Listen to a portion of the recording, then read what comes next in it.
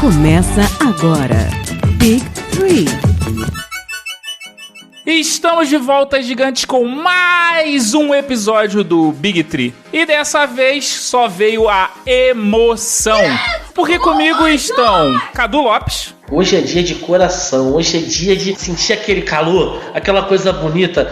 Hoje a gente veio pra criar polêmica. E ele que vai falar sobre o que é esse top 10, Christian Pedroso. Fala, pessoal. Hoje a gente veio sim falar de emoção e falar sobre os nossos pivôs preferidos, os centers da NBA. Se o gigante caiu de paraquedas nesse episódio e quiser saber mais sobre a nossa série top 10, o que ele deve fazer? Olha na descrição que vai estar o link bonitinho aí de todos os outros episódios. Christian, como é que a gente pode definir um center ou um pivô, se você preferir? Bom, os pivôs geralmente são os mais grandões, os gigantões que estão lá protegendo o aro. Então, quando a gente tá pensando na defesa, é o cara que tá impedindo as cestas, ele tá ocupando espaço e ao mesmo tempo ele está gerando uma dificuldade muito grande para a entrada no garrafão. No ataque, é aquele cara que pega a bola embaixo do aro e tenta cravar na cabeça do adversário. É 10! Por isso que estamos aqui para falar de pivôs com o time mais emocionante do Big Three. Então, já que você já tá com essa emoção aí, eu quero que vocês me digam qual foi o critério que vocês usaram para indicar os nomes dessa lista. O impacto do cara dentro da liga, né? Impacto, como ele influenciou o jogo, como ele mudou o jogo. Sem dúvida. Carisma sempre conta. E o mais importante é sentimento. Na hora que a gente via esse cara jogando, o cara ele dava o sangue, era coração, era raiva ali, era dando aquelas cravadas na cabeça do cara do outro time, olhando pra cara dele com cara de mal, era quebrando a tabela, não sei, mas é isso que a gente gostava de ver. Porque pivô, coroinha só joga no time da igreja. Então a gente foi por um lado muito mais emocionante e até de agressividade dos nossos escolhidos. Eu confesso que eu achei que esse top 10 ia ser mais fácil da gente selecionar do quinto até o primeiro lugar. Mas quando foi chegando mais pro final, foi ficando uma coisa mais acirrada. Até porque essa galera dos 5 primeiros lugares são um nível tão alto que a diferença é muito pouco e acaba, no final das contas, levando em consideração aquela emoção que você tem. E por isso que a gente trouxe os dois mais emoção desse podcast. E foi difícil de fazer, principalmente porque até poucos anos atrás os pivôs eram as grandes estrelas, os grandes dominantes. Então tinha muita gente aí nessa lista dos top 10. Pode crer. Então vamos parar de conversa e vamos pra nossa lista do top 10.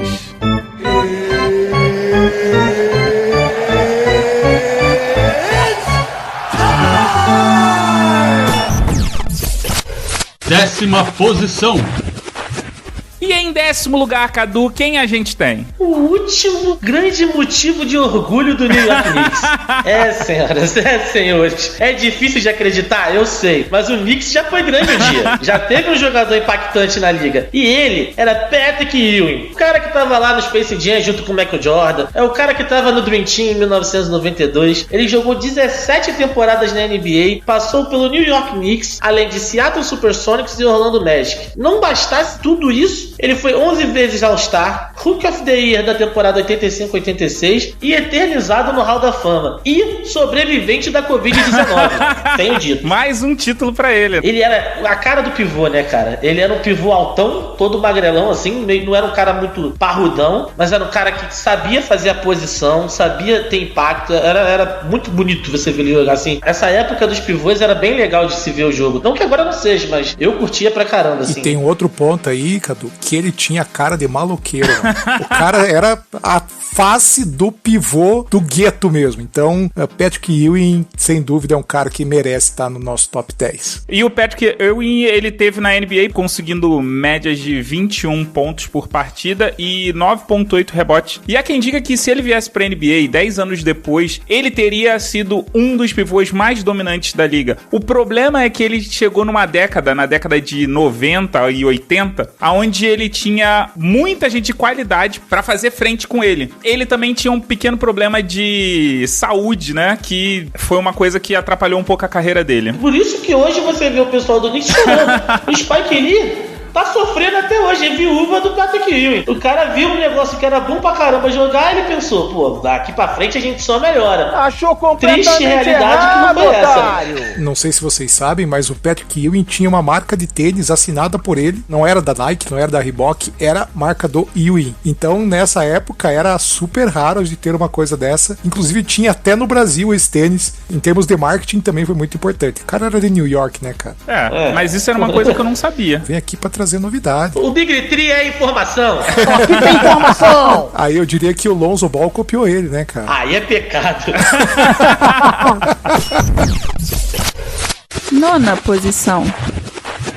Mas se o 10º lugar dessa lista sofreu com lesões, o 9º lugar sofreu mais ainda. Tanto é que ele atuou 14 temporadas na NBA, mas dessas 14, apenas 10 ele pôde jogar. Porque 4 delas ele teve que ficar de fora por conta de lesões. Christian, de quem eu estou falando? Bill Walton, essa questão das lesões pesou muito na carreira dele. Mas é um cara que teve uma grande passagem pelo Portland Trail Blazers. E aí ele jogou no Clippers, quando o Clippers não era nem de Los Angeles ainda, e no Boston Celtics.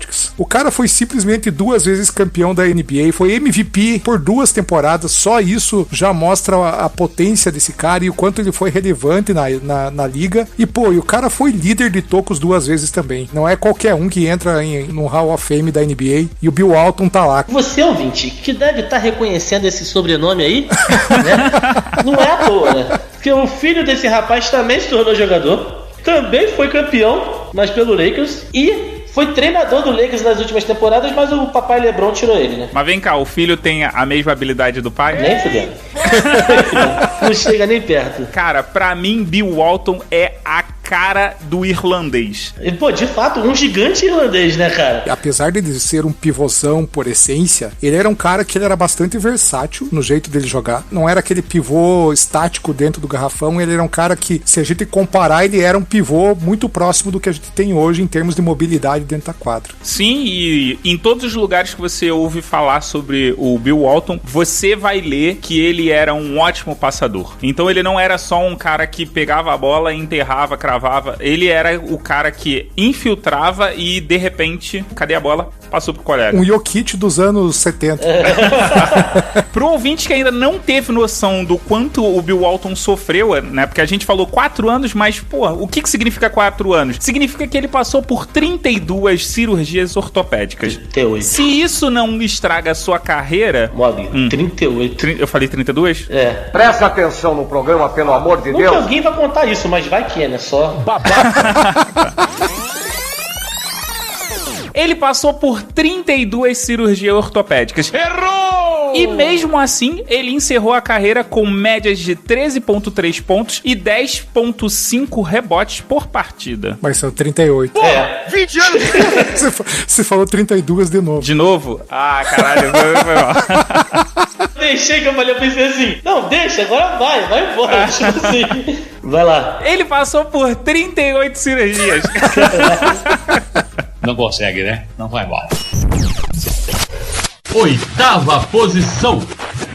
E agora, Mogli, diz pra gente, quem a gente tem pro 8º lugar? A gente tem o Magrão, também conhecido como Agente 00. Ele, Robert Parrish, que jogou por nada mais nada menos do que 21 temporadas na NBA, passando por Boston Celtics e Golden State Warriors. Ele foi 4 vezes campeão da NBA, 9 vezes All-Star e eternizado no Hall da Fama. Durante sua carreira, ele teve médias de 14,5 pontos e 9,1 rebotes. É um cara que jogou no Boston, e aquele Boston que era sucesso de bilheteria, né? Eu lembro muito dele que em todas as séries de NBA que eu joguei na minha vida no videogame, o Parrish estava lá. Parecia que o cara era fixo no videogame, porque o cara jogou tanto tempo, ele realmente foi eternizado com a 0-0 do Boston Celtics. E é um cara que, apesar de ter esse grande impacto na liga, jogar por tanto tempo, ele sofreu com aquele mal que alguns jogadores sofrem, né? A falta de mídia, né? É um cara que fez muita coisa, mas não é tão lembrado hoje em dia por pessoas que não sejam fãs do Boston. Isso era muito pela personalidade dele. Ele era um cara um pouco recluso, né? Um cara de não falar muito, e isso acabou pesando porque ele estava bem numa época de uma galera que começou a fazer muito trash talk, a ser muito mais expansivo, e o Parrish era um cara low profile. 7ª posição.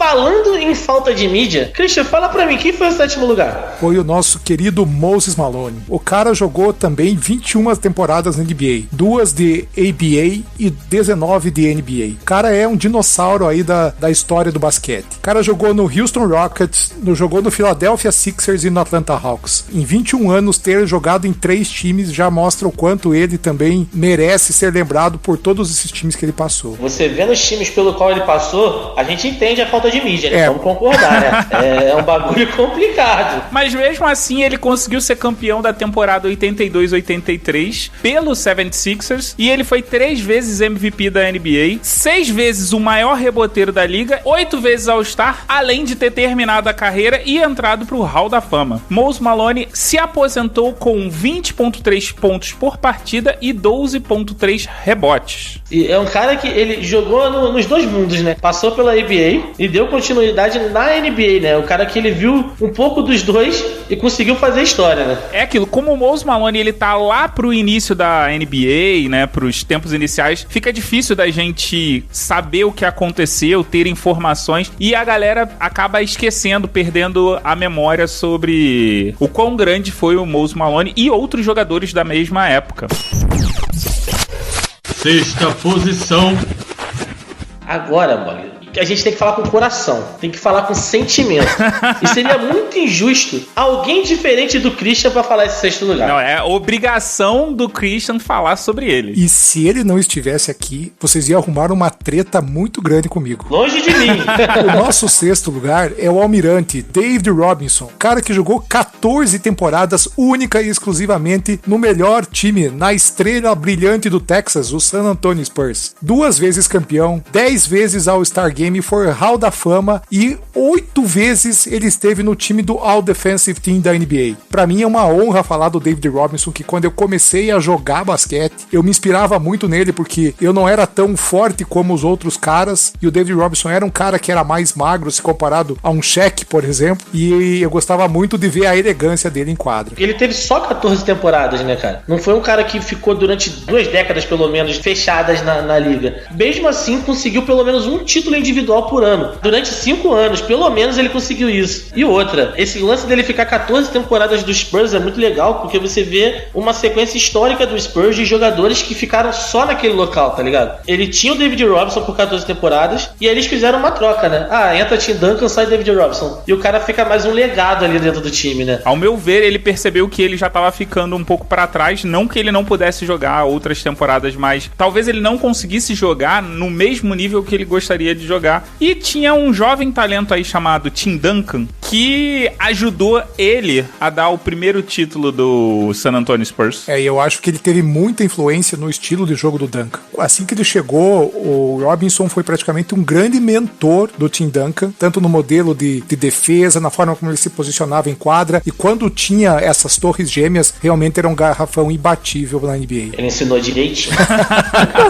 Já que a gente tá falando de alturas, vamos falar agora da 5ª posição. 5ª posição. É um nome complicado, mas é um nome bem famoso. Eu acho que muita gente conhece ele. Hakeem Olajuwon. Também conhecido como The Dream. O cara que teve 18 temporadas na NBA, passou por Houston Rockets e Toronto Raptors. Nos Rockets foi onde ele fez história e trouxe o título pro time. E foi 2 vezes campeão da NBA, com médias de 21,8 pontos ao longo da sua carreira e 11,1 rebotes. A gente não pode deixar de dizer que se tem alguém que influenciou, Hakeem Olajuwon com certeza é uma dessas pessoas. Inclusive, a gente vai começar a falar de treta aqui que Hakeem poderia estar na 4ª posição. Até porque ele jantou o 4º colocado aqui numa semifinal. Você tá gerando uma polêmica desnecessária que pode acabar com uma amizade. É o cara que colocou o Houston Rockets no mapa, né, cara? O cara, ele trouxe o título pra franquia. Hoje, o pessoal tá aí dizendo que James Harden joga pra caramba, que sei lá quem é muito bom. Isso era jogador. Isso trazia título, entendeu? Pobre do torcedor do Houston Rockets que tem que aturar certas coisas hoje, tipo Westbrook. 4ª posição. Já que eu fui voto vencido e o motivo do quarto lugar está aqui é por conta do carisma, e eu preciso admitir, de fato, o quarto colocado, se não o maior carisma dessa lista, ele é um dos maiores carismas dessa lista. Cadu, de quem que a gente tá falando? Meus amigos, é o Shaq, o velho e bom Shaq. O cara com 19 temporadas da NBA. Eu vou falar 3 times, mas ele passou por muito mais do que isso. Só que certas passagens dele, a gente até esquece, melhor né? esquecer. Não tem como lembrar desses 3 times, porque ele realmente teve muita importância nesses 3 times. Começando a sua carreira no Orlando Magic, passando pelo Los Angeles Lakers, junto com Kobe Bryant, levando 3 títulos pra casa, e saindo do Lakers, indo pra Miami e ajudar o Dwayne Wade a conseguir o primeiro título do Miami. O cara, ele é um campeão nato. E pra falar de pivô, centerzão, 5, ruim, brabo, forte, era o Shaq. O cara, ele era imponente no garrafão. Quantas pessoas vocês viram conseguir marcar o Shaq na época que ele tava no auge? Não tinha ninguém, cara. O cara era alto, forte, pegava a bola de basquete como se fosse uma bola de beisebol, entendeu? E muito disso influenciou, acho que na pior média da história da NBA de lance livre, que deve ser o do Shaq. Sim. Deve ser o do Shaq, impossível não ser. Já imaginou você tentando fazer um lance livre com uma bola de beisebol? É praticamente impossível. Então por isso que ele não acertava, e não tinha como acertar, porque o negócio dele era a agressividade. Ele fez clínica com os melhores arremessadores de lance livre. Chegou uma hora que ele falou, foda-se, eu não preciso disso. Pô, e de fato, cara, você vendo ele jogar, não precisava, tá ligado? O cara, ele dentro do garrafão, ele conseguia fazer, ele não precisava arremessar. Ele ia carregando todo mundo. Eu já vi jogada dele que ele arrastou 3 marcadores, gente, pelo amor de Deus. E o melhor é que o pai dele falou que se ele tivesse acertado pelo menos 50% dos lances livres, ele seria o maior jogador da NBA. Cara, era incrível você ver o Shaq como pivô, que ele conseguiu certas coisas, certas atrocidades, que não tá no gibi, né? Aquela cena icônica dele pelo Orlando Magic, enterrando e quebrando uma tabela. Não, ele é o responsável por hoje a gente não usar mais vidro nas tabelas de NBA, porque era absurdo ele jogar. Era todo jogo a gente perdia meia hora trocando a porra da tabela. Que ele quebrou em 2 oportunidades a base de metal, de ferro da tabela.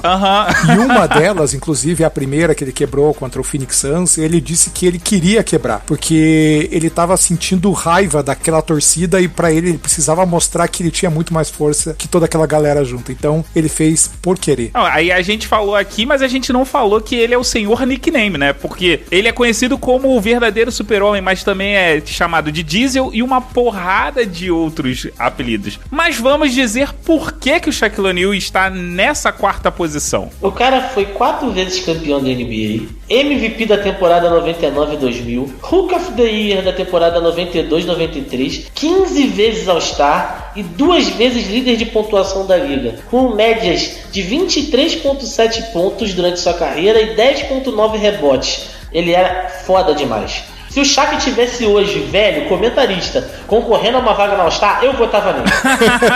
Porque ele é um All-Star, cara. Ele é um showman nato. Ele fazia o show, ele dava trash talk, ele fazia rivalidade entre os times. Dança. Pô, falta isso hoje. O cara dançava, cara. Todos os times dele na apresentação tinha uma dancinha, tá ligado? Era muito maneiro. Cara, desde que o Shaquille O'Neal se aposentou, o All-Star Game é mais triste. Porra, bem mais. Pô, era muito maneiro tu ver. Porque o pessoal ficava na expectativa, tipo, caraca, o que o Shaq vai aprontar esse ano, tá ligado? Exato. O que ele vai fazer de diferente? E ele conseguia se superar a cada ano, cara. Todo ano ele vinha com um bagulho foda. Cara, eu não consigo esquecer aquela cena dele com o tênis de controle remoto e que era um telefone embaixo.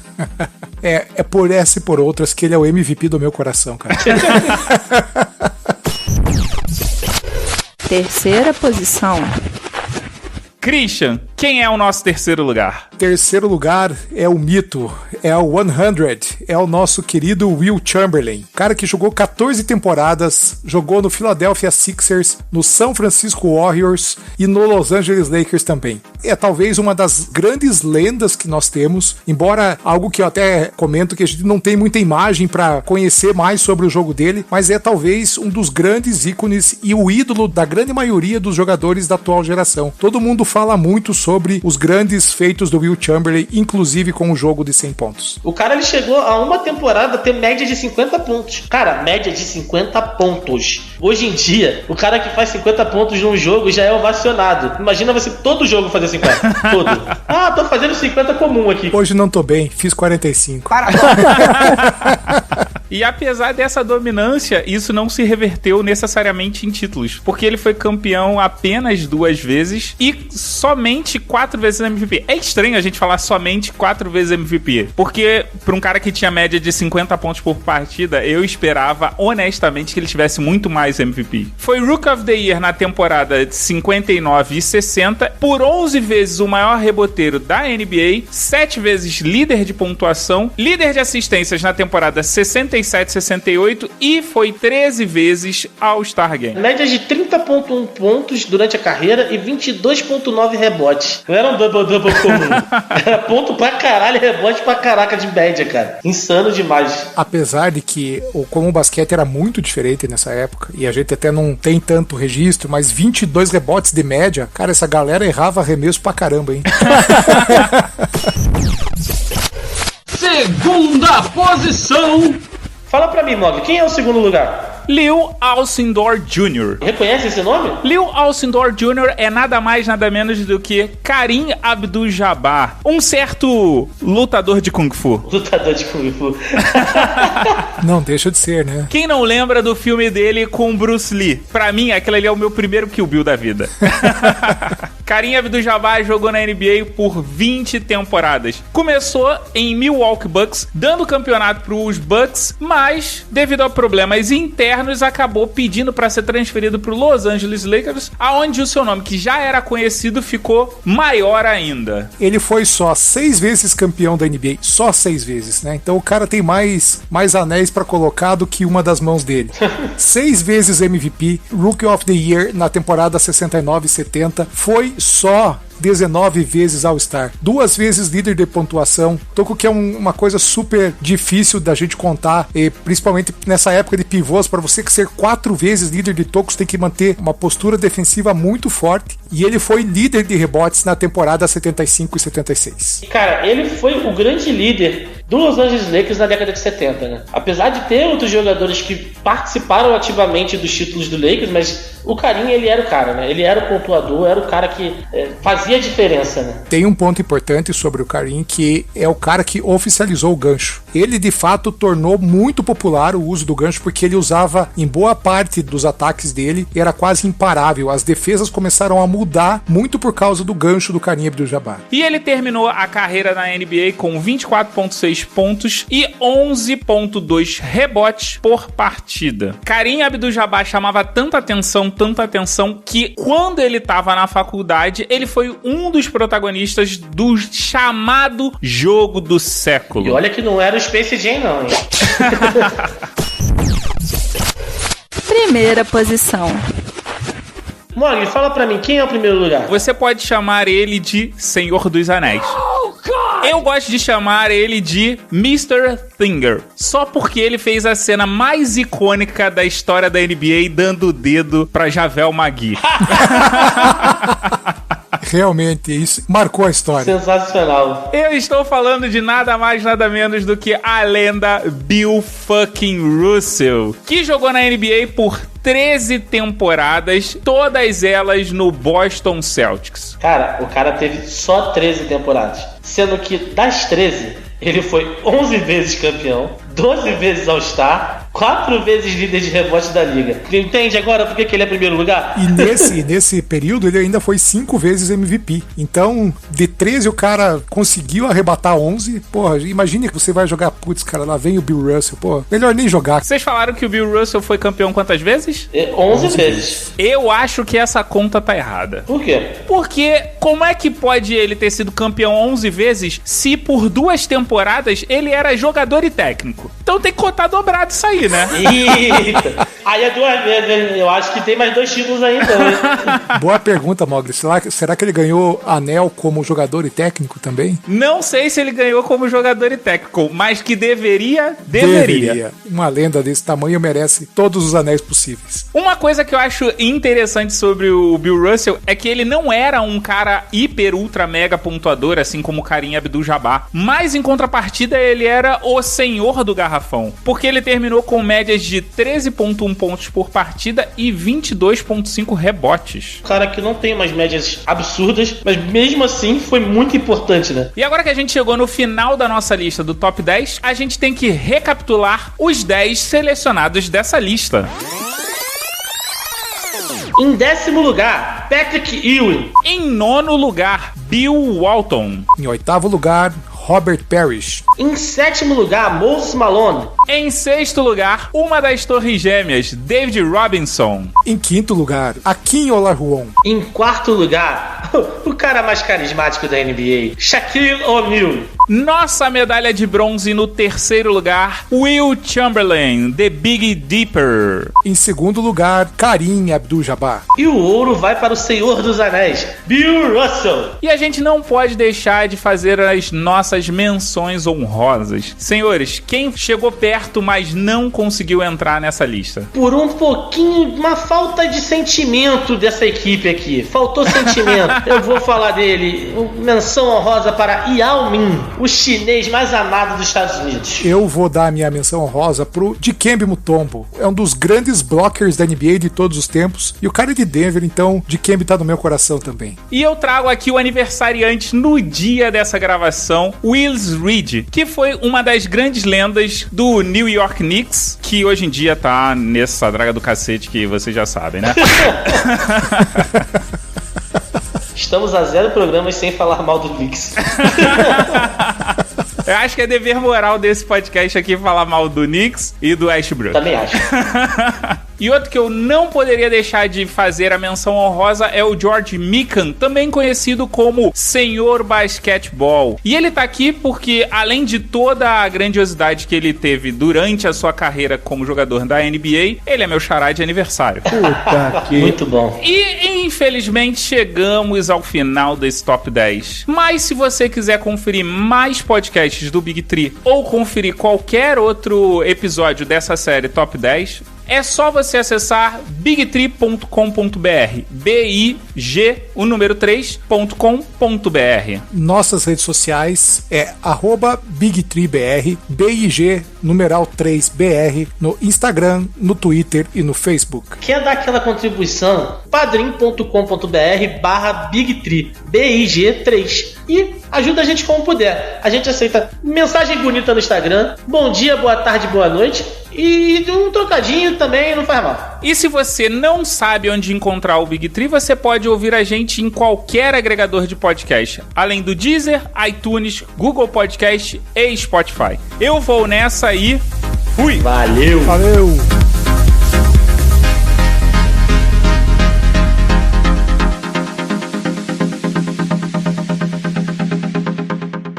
Leo Mogli Edições.